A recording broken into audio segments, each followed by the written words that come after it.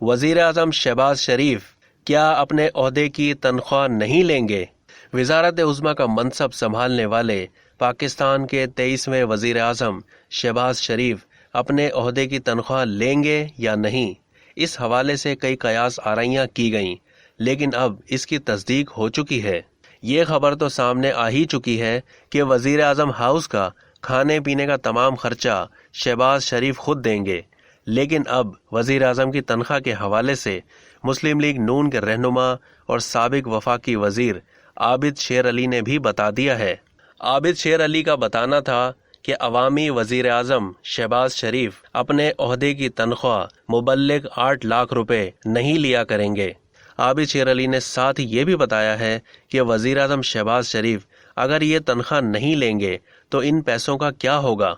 رہنما مسلم لیگ نون کے مطابق وزیر اعظم شہباز شریف یہ پیسے کڈنی سینٹر کو عطیہ کرتے رہیں گے، کیونکہ غریب کا درد رکھنے والے لوگوں کا ایسا ہی عمل ہوتا ہے۔